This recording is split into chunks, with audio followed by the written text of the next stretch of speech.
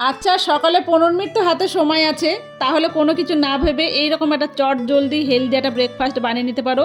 কোনো তেল কোনো মশলা ছাড়া, শুধু চালের গুঁড়ো, সুজি, ওটস দিয়ে বানিয়ে ফেলেছি আজকের রেসিপিটা। একবার বানালে বারবার বানাতে মন চাইবে, বাচ্চাদের টিফিন বক্স হোক বা ডিনার লাঞ্চের জন্য পারফেক্ট। আর টুকিটাকি খিদে, ও মা গো, তাহলে তো এটাই বানাতে হবে। এই জন্য আমি প্রথমে চালটা ভিজে রেখেছিলাম, পেস্ট করে নিয়েছি, সুজিও পেস্ট করে নিলাম, আর ওটসটা একটু পাউডার করে নিলাম। এবার ওটসের পাউডারের মধ্যে সেই চাল আর সুজির পেস্ট দিয়ে দিলাম। এরপর এক এক করে গ্রেট করা গাজর, ক্যাপসিকাম, পেঁয়াজ, অল্প লবণ, ধনেপাতা আর কাঁচা লঙ্কা সব কিছু দিয়ে ভালো করে মেখে নেব। অল্প অল্প জল দিতে হবে, একবারে বেশি জল দিলে হয়তো পাতলা হয়ে যাবে, তাহলে তুমি বুঝতে পারবে না। এই জন্য এটা মেখে নিয়ে খুব অল্প অল্প জল দিয়ে এটাকে মাখতে হবে। ঠান্ডা জল দিয়ে আমি মেখেছি, গরম জল এখানে আমি ব্যবহার করিনি। অল্প সুজিও দিতে হবে, তাহলে এটা কিন্তু একটু ক্রিস্পি হবে, এই জন্য আমি একটু সুজি দিয়ে দিলাম। এটাকে রেখে দিলাম 10 মিনিটের জন্য, সব কিছু সেট হওয়ার জন্য।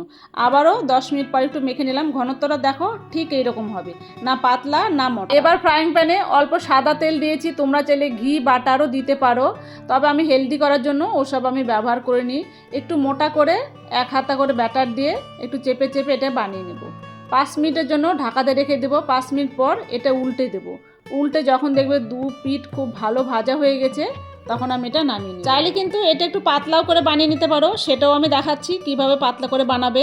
আবারও ফ্রাইং প্যানে অল্প সাদা তেল দিয়ে 2 হাতা ব্যাটার চালিয়ে এটাকে পাতলা করে দিব। আবারও 2 পিসটা ভালো করে উল্টে পাল্টে ভেজে নেব, নামিয়ে নিব।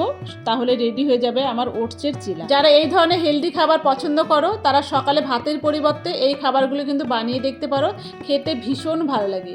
হেলদি মানে টেস্টি হবে না তা কিন্তু একদম নয়। এই রেসিপি প্রমাণ করে কম তেল মশলাতেও কতটা মজাদার খাবার বানানো। ভালো লাগলে লাইক কমেন্ট শেয়ার করতে ভুলবে না। আর যদি কোনো বন্ধু নতুন এসে থাকো আমার এই ভিডিওতে, তাহলে আমার পেজটাকে ফলো করে পাশে থেকো। তোমাদের ভালোবাসা আমার সব থেকে বড় পাওনা। দেখা হবে নতুন একটা রেসিপি নিয়ে পরের ভিডিওতে। ততক্ষণ সবাই খুব ভালো থেকো, সুস্থ থেকো, এনজয় করো। Thank you.